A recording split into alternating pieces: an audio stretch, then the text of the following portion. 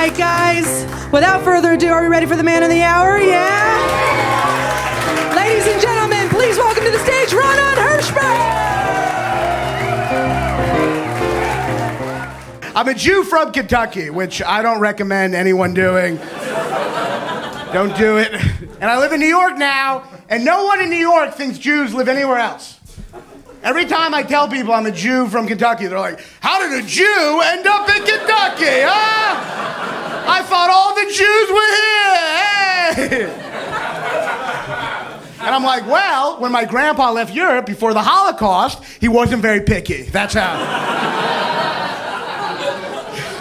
He wasn't like, I don't know, Auschwitz or Louisville, let me think about it. On the one hand, I started comedy in Kentucky, and it wasn't always great. I did a lot of shit gigs. I once performed at a prison where halfway through, 5 inmates walked out. Yeah, it's very upsetting. Because you know they're just going back to their fucking cell. There's not another room with midnight bowling or laser tag. Those inmates heard my jokes and they're like, you know what? I'd rather be alone with a murderer right now. That was their thought process. I would get stabbed so quickly in prison because I have a terrible fucking snoring problem.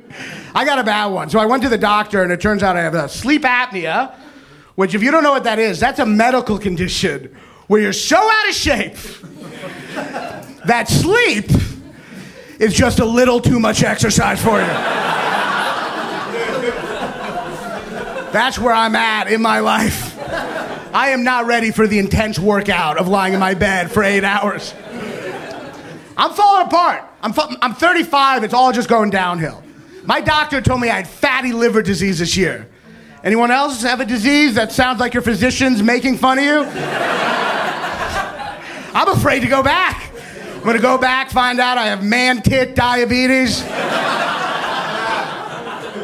Well, we looked at a chart. I believe you have little bitch scoliosis. What are you, fucking roasting me? So I quit drinking. I went to AA. Learned a lot in AA. I did.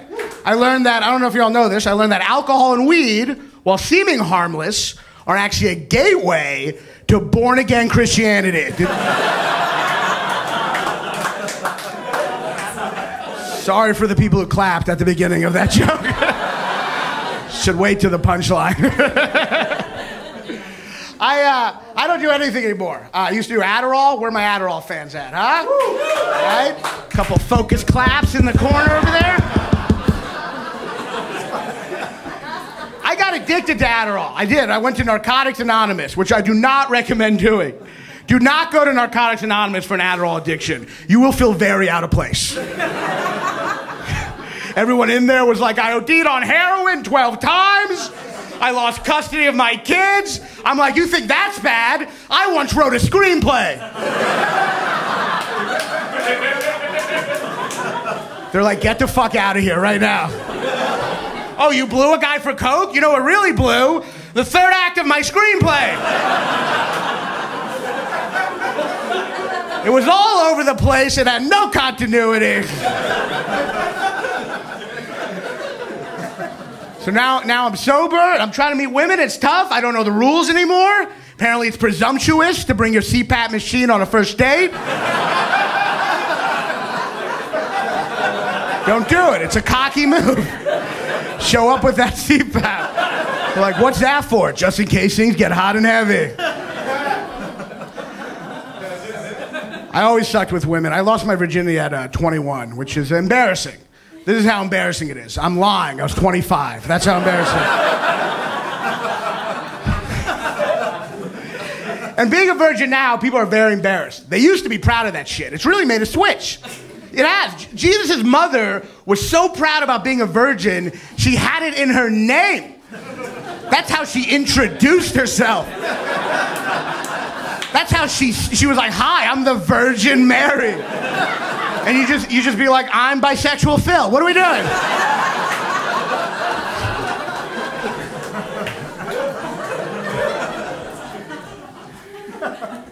I think one of the reasons I suck at dating, mainly because there's a thought in my head, which is that if I was a woman, I totally wouldn't sleep with me. I wouldn't. I know way too much about me, and most of it's fucking disgusting.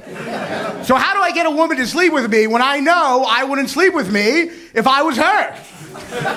It's false advertising. I'm selling a product I wouldn't buy. And then when a woman does sleep with me, I'm like, well, she's sleeping with me, but I wouldn't sleep with me, so I have higher standards than her. Why am I fucking her? I can do better than that. I can do better than someone who thinks they can't do better than me. Thank you. That joke is called Why I'm Gonna Die Alone. Thank you. My twin sister had a baby earlier this year.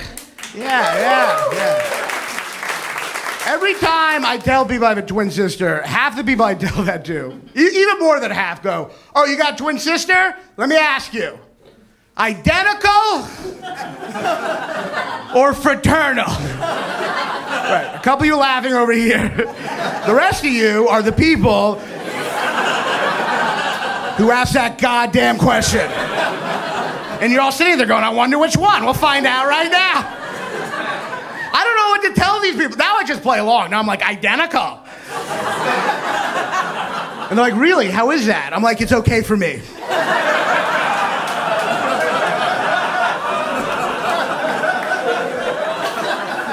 It's not great for her. Because she's a girl, but she looks like an Israeli John Belushi. It's hard for her to go on dates. People are so stupid when it comes to twins. So many adults have been like, oh, you're a twin? Can you read each other's thoughts? I'm like, no, we're fraternal. You're thinking of X-Men, you fucking idiot.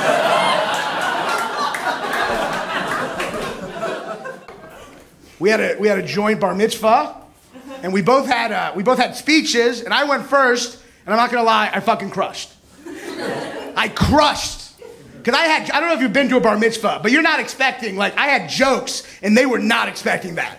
They were just expecting some, like, kid on stage. Much like Moses in the desert, today I am a man, I am no longer a boy, I am a full-grown man today. But I had fucking jokes, and I fucking crushed. I had crushed. I had 4 applause breaks and a standing ovation at the end, which is fucking unheard of at Temple Beth Israel. Unheard of. The rabbi quit on the fucking spot. It's been downhill ever since. That was my best gig. And then my twin sister walked up to give her speech. And as I walked by her, I was like, follow that, bitch. No, I'm kidding.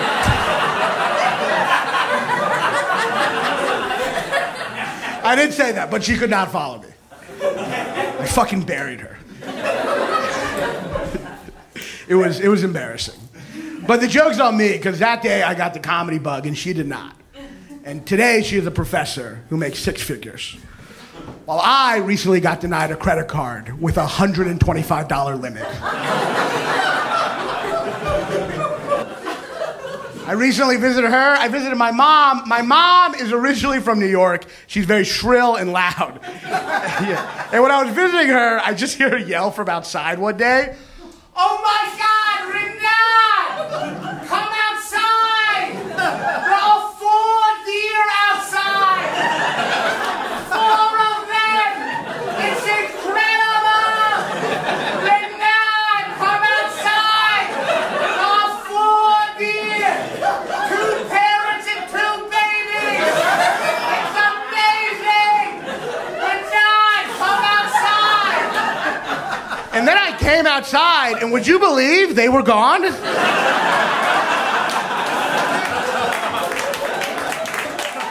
Yeah. Something must have startled them. Well, one was still there. He had died of a heart attack, and it was long. My mom is great. My mom has never gotten a movie title correct in her life. But what she thinks the movie's called is always incredible. Last week, I swear to God, she asked if I'd seen the movie Black Crazy Asians.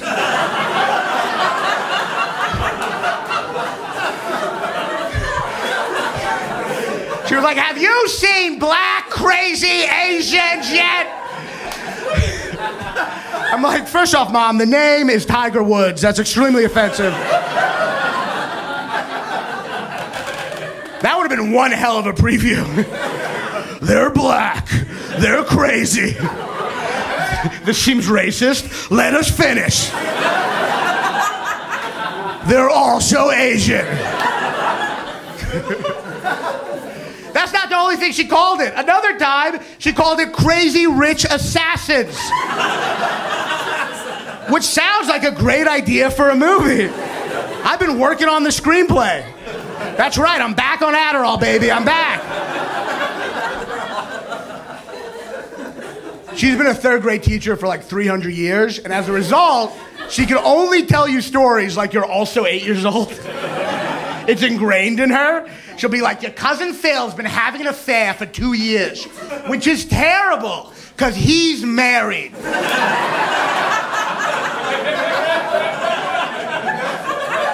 And when you're married, it's very upsetting to find out your spouse is having sex with someone else.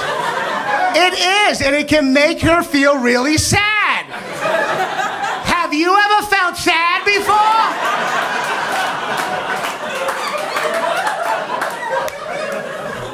Yeah, I'm feeling sad right fucking now. Because I'm 35 and you're talking to me like I'm a child. And then I asked to borrow $200.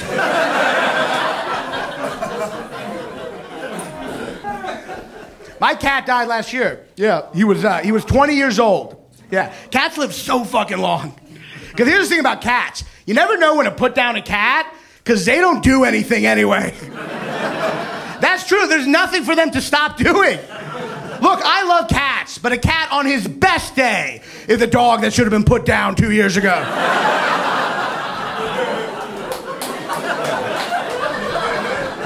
And I feel like only the dog people are clapping on that one, but look. That's true. If you came home and your dog was behaving like a cat, you would put that fucker out of its misery immediately. If you came home and your dog was just asleep in the closet on a shelf, you'd be like, honey, get the gun, get the gun. We're doing this old Yeller style, get the gun. It's one of the big differences between dogs and cats. It's not the biggest difference, in my opinion. I think the biggest difference between dogs and cats, in my opinion, is that when you're masturbating, a cat will look at you judgmentally, while a dog will offer to help. I think that's the biggest difference.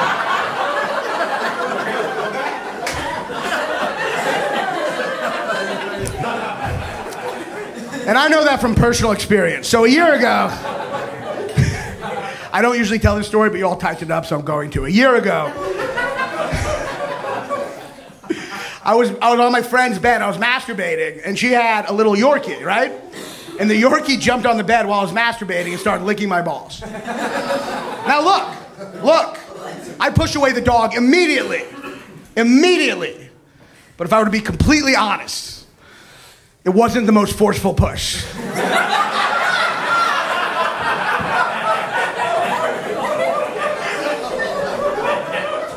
And it wasn't immediate. I was lying about that.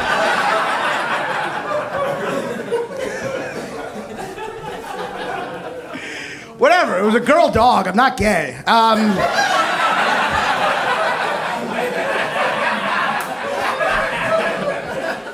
A woman tried to bring a peacock onto a play this year. Anyone read about that? In Brooklyn. An emotional support peacock. And this is how confident she was. She didn't even call ahead. I would kill for that confidence. What are you? The day of the flight, you get done packing, you look down at your peacock, and you're like, I'm sure I'll be fine. Yeah, they don't allow shampoo containers on flights, but I'm sure a gay dinosaur will make the cut.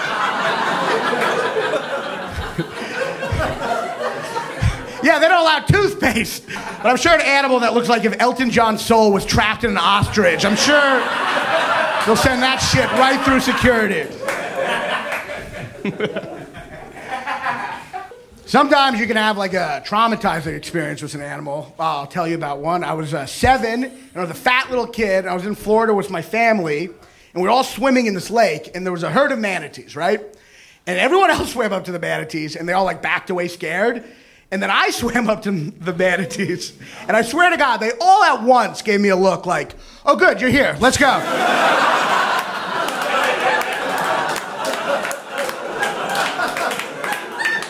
Let's go, we're heading north, let's go.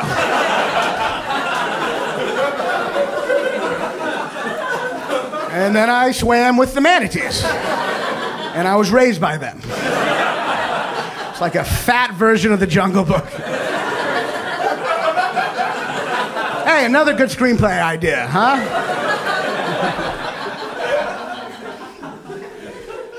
I had another experience with an animal I'll tell you about. When I was, 18 or 19, I was in my living room with my brother, and he had 2 dogs, right? And they both had shock collars. And this is absolutely true, this story. And I was like, do those shock collars hurt? And he was like, I don't think so. And I was like, you know what? Put one around my neck. I want to see if it hurts. So he took one of the shock collars off the dogs, and he put it around my neck. And he had a little controller thing. And I'm like, all right, put it to 1. And he put it to 1, and I didn't feel anything. So I'm like, all right, put it higher. Put it to 5. And he put it to 5, and I still didn't feel anything. And at that point, I'm getting concerned. Am I so fat? Is my neck so fat that I can't feel electricity jolting through it? Because you don't want to be that fat. No, you don't want to be the guy on the electric chair going, get it over with already. And they're like, it's been on for the last 10 minutes. How do you not feel that? So I'm like, put it to the highest number. He puts it to 10. I still don't feel anything. I'm like, what's the deal? He looks at it. He's like, oh shit, this is actually for the other dog. We look over, the other dog just collapsed.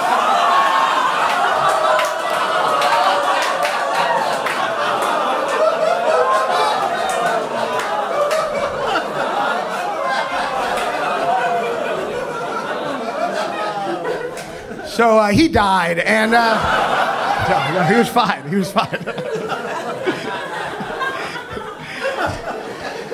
And later, he helped me masturbate. All right, no. I'd like a pet now, but I can't even take care of myself. I'm a lazy fuck. Any lazy fucks in here? Yeah, a couple of you. Some of you too lazy to even respond to the question. The true lazy fuck. I'm lazy. This is how lazy I am. I take a bath every day. Yeah. And I don't take it at night either. I take it right when I wake up. You know you're lazy when you begin the day by winding down. I wake up and I'm like, I need a break.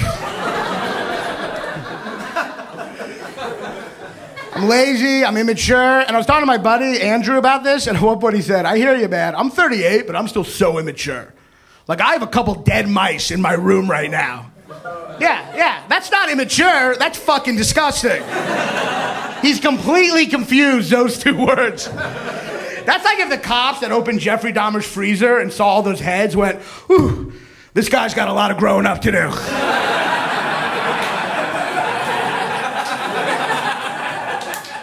Yeah.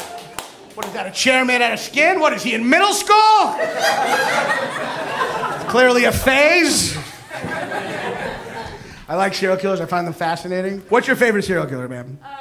Mostly in the movies, like Freddy Krueger. Yeah. What the fuck? Get the fuck out of here.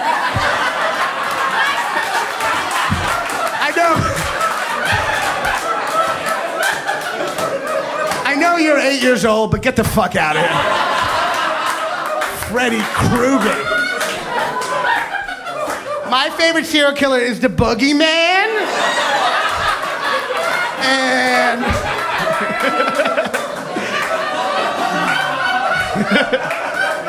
Freddy fucking Krueger.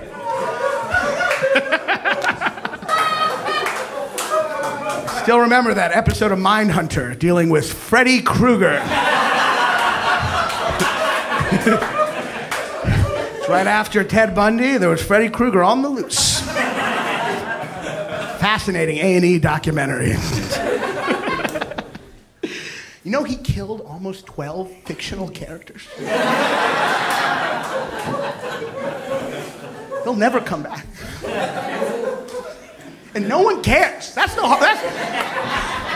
really the worst part about it. No one cares. All these fictional characters are dead, and the cops haven't done anything. They haven't done shit. There's been 8 movies. There's 100 fictional characters dead in the ground, and the cops got something else important to do. We have no fucking respect for fictional characters.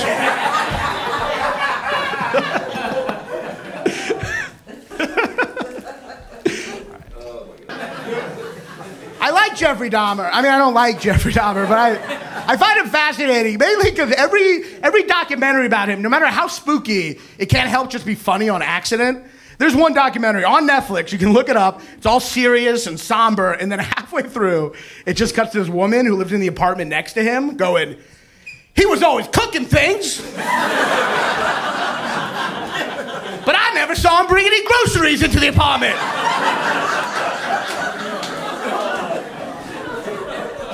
If you don't find that funny, you're a sociopath. That's how that works. I like serial killers. I don't like the fake ones, like Hannibal Lecter. Even as a kid, I was like, come on. Hannibal the cannibal. Really? Really? So we're supposed to believe. We're supposed to believe there's this cannibal who just happens on the rarest of odds to have the only name in the history of names to rhyme with cannibal. And no one in the movie's like, what the fuck? What's his name? Hannibal the Cannibal? What are we, in the darkest Dr. Seuss poem ever? What? No one in the movies. Maybe that's just part of the world. They're like, in this cell is Hannibal, he's a cannibal. And in this cell is Giles Japis.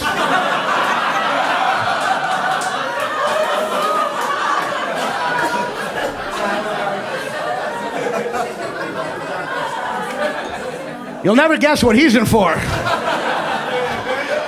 Tax fraud.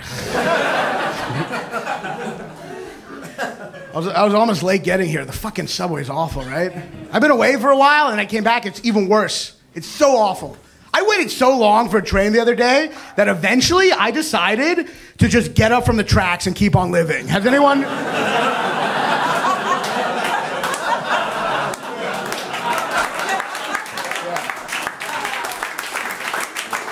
I was on the subway recently. I saw Peter Dinklage, one of my first celebrity sightings. Yeah, I saw him have a meltdown. It was incredible. This guy was taking pictures with him on his phone, thinking he wouldn't notice, and he fucking noticed. And he stood up. He was like, hey man, you think you just take pictures of me because I'm a fucking celebrity? And the guy was like, you're a celebrity?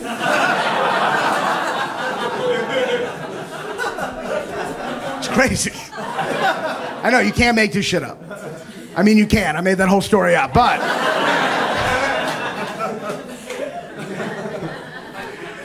I'm trying to take breaks from my phone. I get in trouble on my phone. It's a problem. Last week, has anyone ever done this? Has anyone ever talked shit in a text and then realized you sent it to the person you were talking shit about? Yeah, that's fun.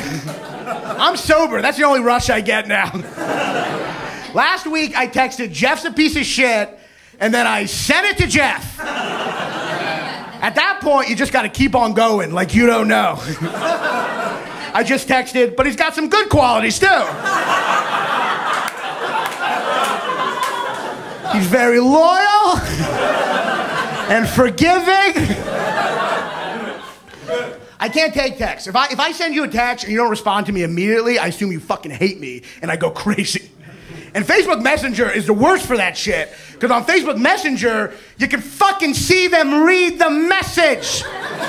You can see them read the message and not respond. You can see their smug little shitty face just hover over the words and then ignore you in real time. Why is that a feature? Why do we have to know that information? When you mailed a letter back in the day, the mailman didn't come back the next week and go, oh, he read it all right.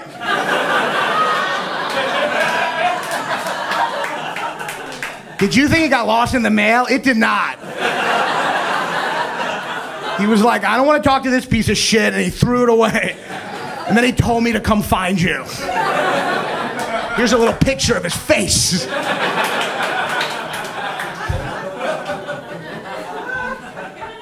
It gives me anxiety, you know? I get a lot of anxiety. I get panic attacks. Round of applause. Who gets panic attacks in here, huh? All right. Yeah, my kind of crowd. Suicide and panic attacks. My kind of crowd. I went to the ER recently for a panic attack, which sucked because it was a 2-hour wait. And you can't complain about the wait when you have a panic attack. You can't be like, 2 hours, but by then I'll feel good again.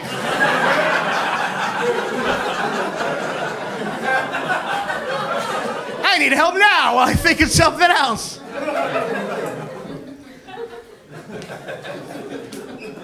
You know, it's getting better as I get older. You know, I'm 35. I'm not like super old. I'm not young or old. I'm in limbo, you know? And because I'm in limbo, certain things happen to me that are like surprising. Like I'll give you an example. Recently, I've been using reading glasses to look at the porn on my phone. And I'm not gonna lie, I didn't think those two things were gonna overlap.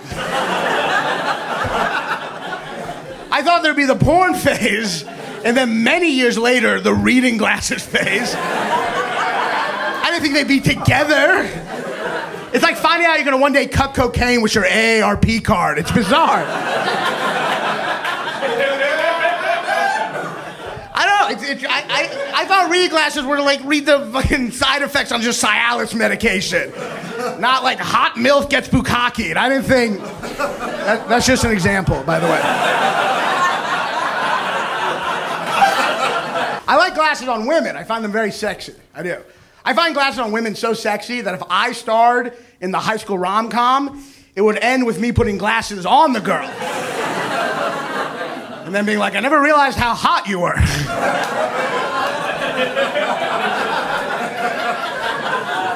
And then her going, I never realized how ugly you were. And then the credits. It would have been a very sad rom-com. I don't like rom-coms, mainly for one reason, because every rom-com has the fat stereotype. You all know the fat stereotype? Everyone talks about the gay stereotype and the black stereotype, and they're very harmful, but no one talks about the fat stereotype. If you don't know it, I'll take you through it.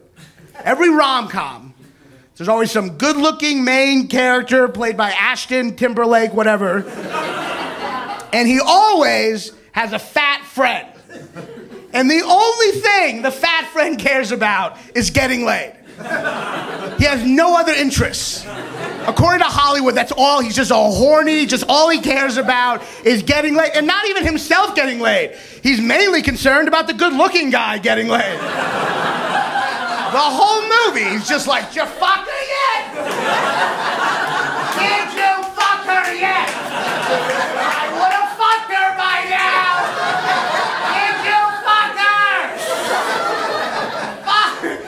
He's good looking, so according to Hollywood, he has a soul. So he always says some bullshit like, no, I want to get to know her first. And that always makes the fat guy mad. He's like, come on! Fuck her already! Fuck her! Fuck her so you can tell me about it! I can jack off all of my fat body! I'm fat, so according to Hollywood, I have no spectrum of human emotion! It's just lust! Fuck her! I know, I'm perfect for the role. I've never gotten it. I've auditioned so many times.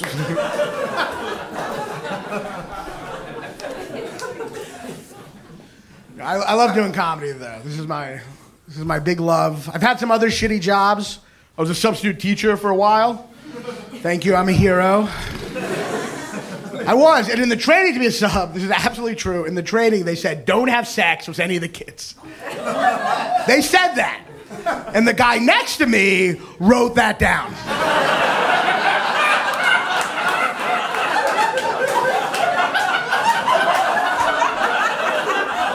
I watched him. He took out a notebook. I was like, what are you doing, buddy? You know that's a law, right? That's not just school policy. You should not be learning anything right now. You should already be knowing that shit. And you should definitely not be writing it down like you might forget again. Speaking of perverts, what a fucking couple of years we had. My God. My God. One celebrity creep after another. Michael Jackson, Bill Cosby. Boy, do we owe Pee Wee Herman a big apology. Yeah. Yes, we owe that man an apology. Some of you might not remember, but 25 years ago, in a very different time, Pee Wee Herman's entire career got destroyed because he got caught masturbating in a porno theater. We should go back in time and give him a medal. A medal. Yeah. Yes. A medal for doing it correctly. He didn't make anyone watch. He did in the back of the theater like a fucking gentleman. Also, someone had to tell on him, which I find hilarious. Think about that. Someone had to literally go up to the box office and be like, "Excuse me. Excuse me. Me and my family are trying to watch this porn in the other room." And there's this weirdo masturbating in the corner, ruining family movie night.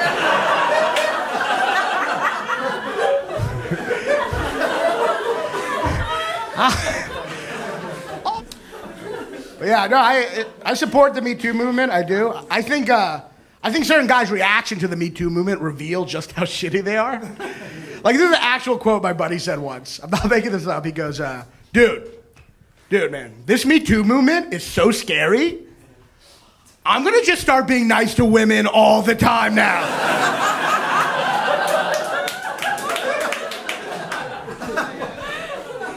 So I hope you're happy, ladies. Daryl is gonna start treating women like people just to be safe. Little insight into comedy, there's no Daryl, I'm the one who said that. Now, the Me Too movement has lowered the bar so much, it's so easy to be a gentleman now, it's crazy. I was recently on a date, and at one point the woman said, "It's just refreshing to be with a guy who listens." Really, that's the bar. That's the bar now, to be a gentleman. That during the date, I wasn't just like, nah. Oh, what, you're gonna talk on this date? That's the bar. And here's the crazy part. I wasn't even listening. Like,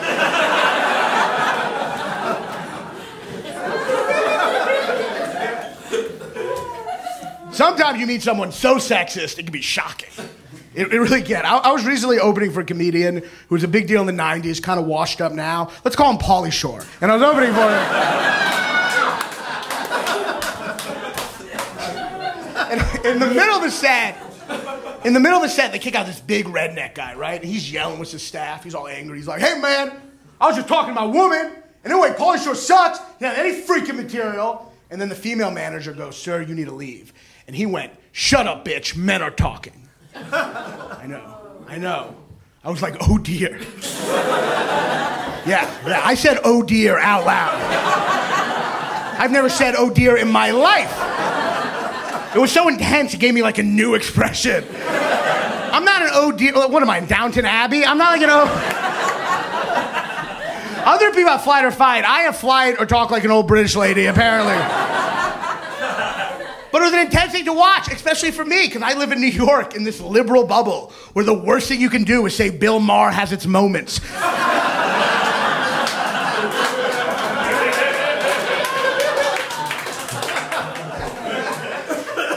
So to see this was shocking. And I'm watching him yell slurs. I'm thinking to myself, you know what? This guy is subhuman. That's the thought I had. He is subhuman. He is garbage. He is the problem with this country. And it's cavemen like him that are keeping us from progressing as a society. Yeah. And as I'm thinking that, he keeps on yelling. He's like, fuck you fucking whore. Pauly Shore sucks. This fucking club sucks.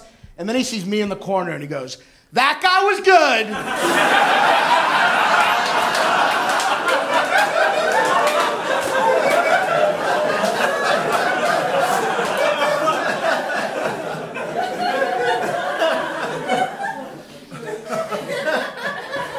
And it was in that moment that I realized perhaps I'd been too harsh on him.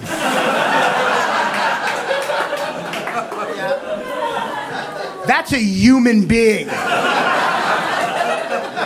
with thoughts and feelings. And I'm gonna call him subhuman? And you know what? It's just kind of snobbish liberal elitism that's keeping us from progressing as a society. Because clearly he had a tough life. Clearly he saw his father talk to his mother like that. That's where he learned that language. And the fact... the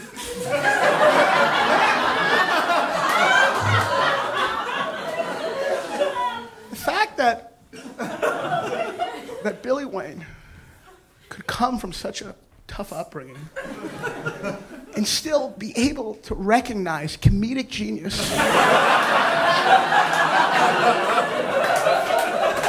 There's a lot of backwards thinking now. Like a couple weeks ago when Alabama passed that bill that said like every fetus after 6 weeks already has like a favorite movie or whatever.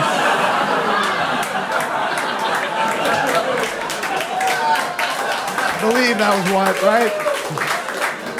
5 weeks, fingernail, 6 weeks. They love The Godfather. I'm pretty sure that was it. So when they passed that bill, everyone was like angrily posting on Facebook, which I get. It was really fucked up. But this one guy posted something that I found so hilarious, and I'm just going to read it to you. This guy, Zach, on Facebook posted, screw Alabama. I'm never setting foot in there again. My grandma lives there. She can go fuck herself.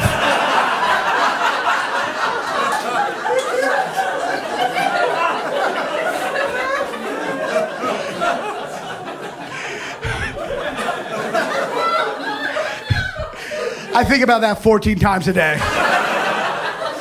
Because wherever you side on this issue, I think we can all come together and agree that this guy just has issues with his grandma.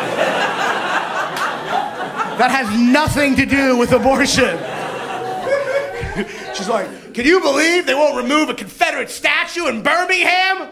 My grandma's such a fucking bitch. Jesus Christ.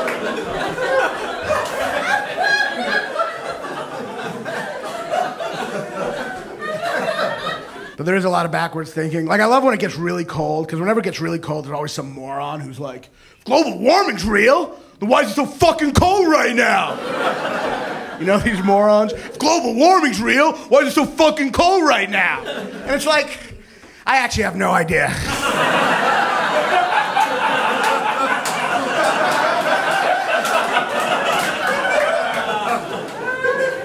I want to be smug and condescending, but I'm not smart enough. I don't know anything about global warming, which sucks, because I will lose arguments to climate change deniers.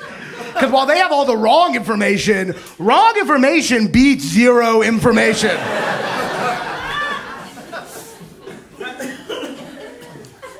But yeah, it's a crazy time in the country. There's so much shit to get angry about, Trump and climate change. And sometimes you'll like read articles that make you so furious.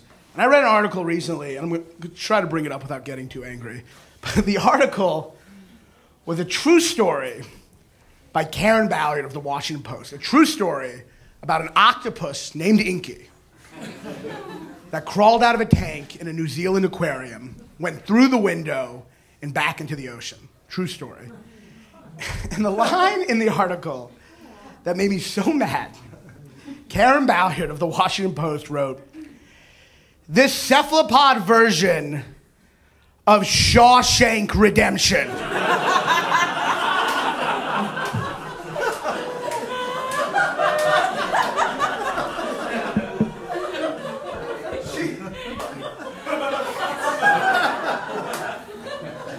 She compared it to Shawshank Redemption, even though it is the exact fucking ending of Finding Nemo.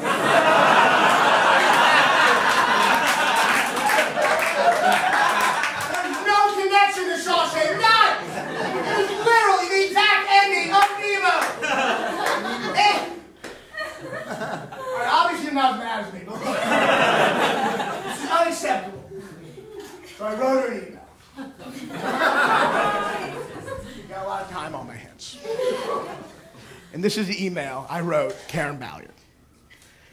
Dear Karen, never in my life, have I been more outraged by a missed opportunity to reference Finding Nemo. Your inability to notice that all of the elements in the story you were covering were almost identical. Identical, not fraternal, identical.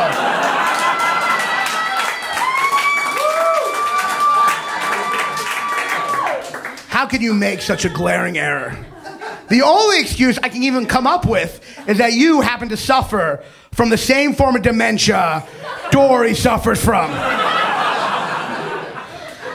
Let me guess, you don't even get that fucking reference. In conclusion, aquariums are nothing like prisons. For example, fish don't walk out when you're performing stand-up at a goddamn aquarium.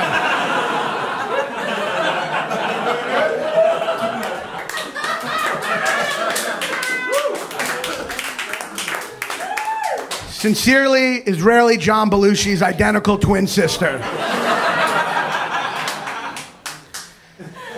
She didn't write back. But 2 months later, she came out with another article that I couldn't help but perceive as a very secret and coy fuck you to me. And this was a line in that article. Convicted killer Matt Harris recently escaped from a prison in Tennessee by using power tools to dig a hole through his cell. A hole he covered up each morning behind a poster of Rita Hayworth. This human version of Finding Nemo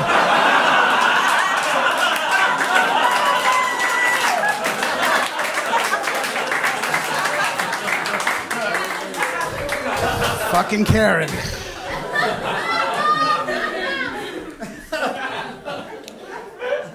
I'd like to now talk about something I'm very fascinated by, which is diversity in movies. Now look, as a Jew, I know what it's like to be underrepresented in the entertainment industry.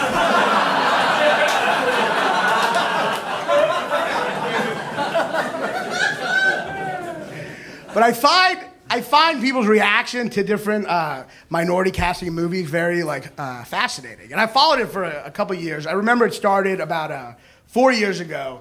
People were outraged by a black stormtrooper in Star Wars. They were outraged. They were on Reddit and virginslivingintherparentsbasement.com. And they were outraged about a black stormtrooper in Star Wars, which was hilarious to me, because at the time, I had no idea there were racist nerds. I didn't know those two communities overlapped. I'm not gonna lie, I kind of want to meet one of these guys. Just some racist guy with a Confederate flag next to his Battlestar Galactica poster. Oh man, that's Black Stormtrooper. What the fuck, man? What the fuck? What's next? You goddamn Mexican and Hogwarts? What's next? You goddamn Puerto Rican and the Fellowship of the fucking Rings? Hey man, last time I checked, it was Doctor Who, not Dr. Chu. You know what I'm trying to say? Yeehaw, I'm a racist nerd. But to be fair, there are a lot of connections between racists and nerds, right? Like they're both into wizards.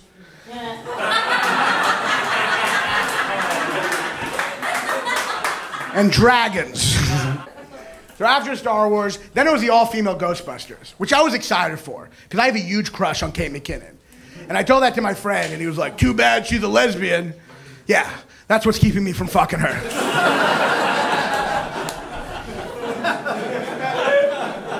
I emailed her, I'm like, too bad you're gay. Or we be fucking right now. But nerds were outraged by the all-female Ghostbusters, and it was that hilarious nerd outrage that has no sense of irony that I just fucking love. Just a bunch of nerds going, Female Ghostbusters? It's just not believable.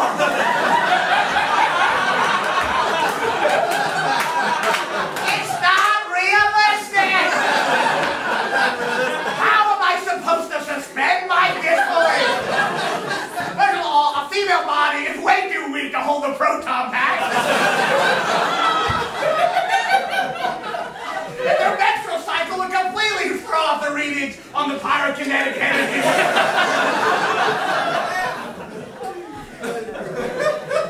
The main thing they said was, it ruined my childhood. That was the big one. Remember that? It ruined my childhood. It ruined my childhood. How? Your childhood already happened. How did it retroactively ruin your childhood? It's a movie, not a pedophile in a time machine. That would ruin your fucking childhood. That's a new show I'm working on for Adult Swim.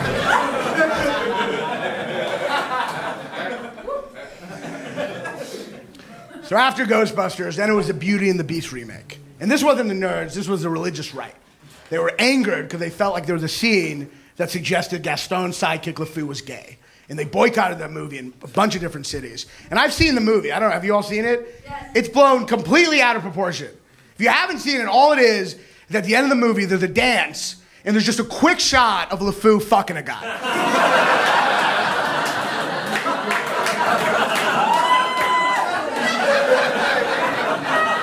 That's it. It's 45 minutes long. Hey,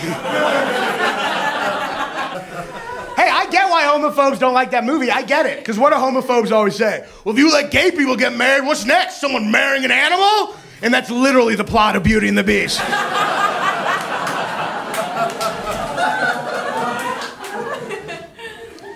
But you know, liberals get offended too. A lot of liberals wouldn't watch Game of Thrones because of the rape, which I get. But here's the thing. Without the rape, Game of Thrones would not be an accurate depiction of the world that guy made up in his head.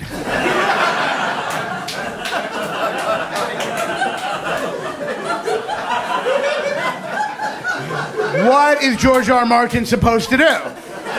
Just sugarcoat this world he completely made up from scratch? That shows an important tribute to all the horrible things he had those women he made up go through.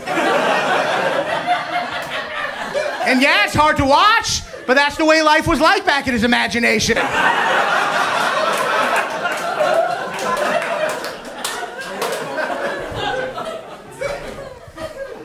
All our fake histories are super violent. Meanwhile, our real, actual American depraved history is completely watered down and sugar-coated. Right? What's one of the first things you learn in school?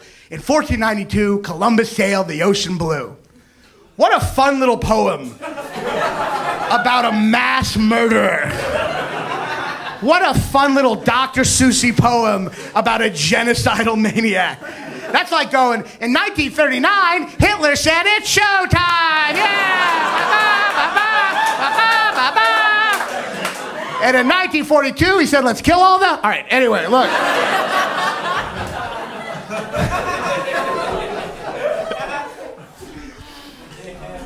And now Nazis are back, and there's a question: do they have a right to protest? You know, it's complicated.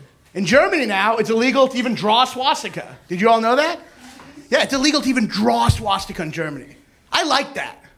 Yeah, because it's like no, even though they're no longer Nazis, they're still kind of being Nazis about it.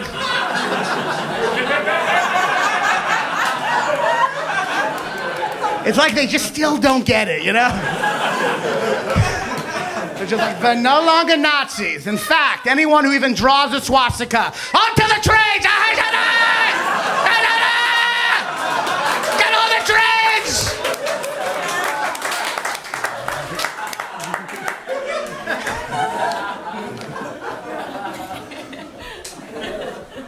I'm from Kentucky, and there was a neo-Nazi rally a couple years ago in Kentucky, and there was a Facebook event page for it. Yeah, and there was 50 people attending, and my favorite part, I fucking love this, 12 maybes.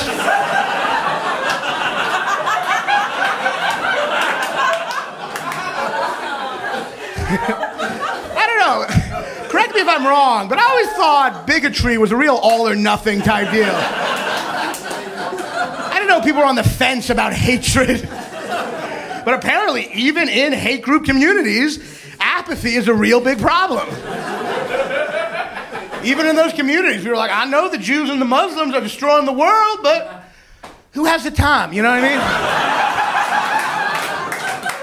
I got so much shit to do every day. Gotta take my kids to school. So many KKK rallies have gotten away from me, you know? A lot of people ask, like, did I experience prejudice growing up in Kentucky? And no, I did not. No one in Kentucky knew what a fucking Jew was. The only real prejudice I experienced in Kentucky was honestly from my grandpa, who was pretty racist. He was. And whenever he said something racist, my mom would always defend it. And she'd always say the same thing. She'd be like, well, he's from a different time. He's from a different time. And I'd be like, yeah, but the only problem with that is he's not.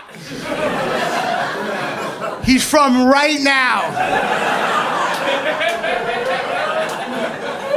He was from a different time, and then time moved forward, and he's still in time. That's how time works. If you're alive, you're fucking in it. Certain old people only have trouble adjusting to racism and homophobia. They don't have trouble adjusting to other changes in society, and it's a little hypocritical. Like an old person will be like, I don't think black and white people should date or gay people should get married because that's not how I was raised. It's not how I was raised. And that's fine, you can say that, but then I don't ever see you riding a fucking escalator.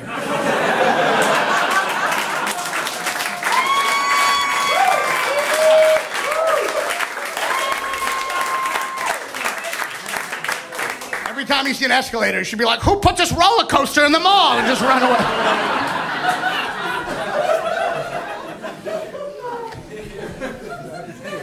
Whenever I'd be in the mall with my mom in Kentucky, sometimes people would say Merry Christmas, and my mom would be like, actually, we're Jewish, and we don't celebrate Christmas. And I'd be like, Mom, what are you doing? Who gives a shit? I'd be much more concerned if someone came up to me, looked at me, and went, Happy Hanukkah. I'd be like, how do you know? How do you know? Are the Gestapo back? How do you know? I'd follow them in the parking lot. What gave it away? What about me seems Jewy to you? What gave it away? How did you know I am so Jewish? I'm bound to get hit.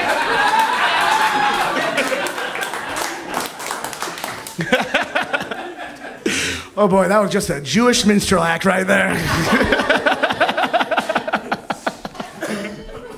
So when people say Merry Christmas, I was never rude. I was just like, you know, actually, I'm a Jew. I don't celebrate Christmas. I celebrate Good Friday, the day we killed your Lord.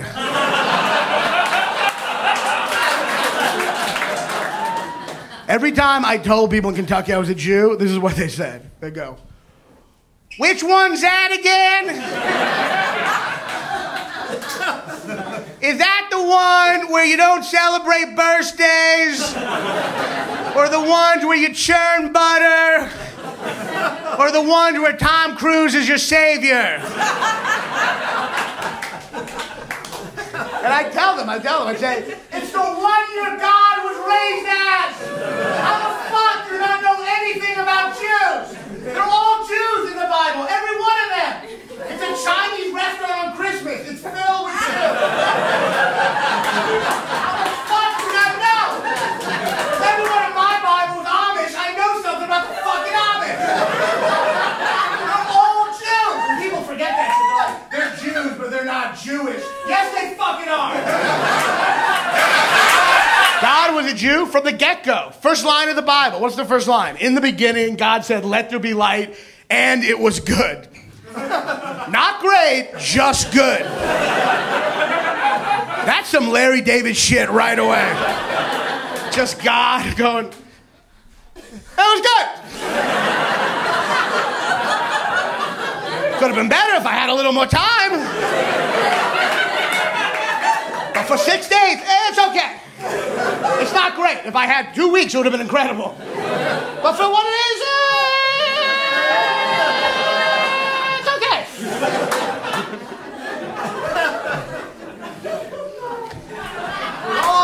fucking Jewish. Every one of them. Jesus, I know he looks all fucking Anglo-Saxon and stoic and shit, but he was a short Bernie Sanders rabbi Jew. Never see him played by that actor, but that's what he was. He was on the Sermon on the Mount. All I have to say is turn the other cheek. Is that so hot? Is that so hot? It's a cheek, just turn it. Take the cheek and turn it. Is that so hot? That's why they killed him, because he was so annoying. His mother was a Jew. I know she looks all fucking, you know, waspy and quiet, but she was a fat, big bosomy Jewish mother. A worried Jewish mother. She was probably at the cross freaking out. Jesus, what are you doing?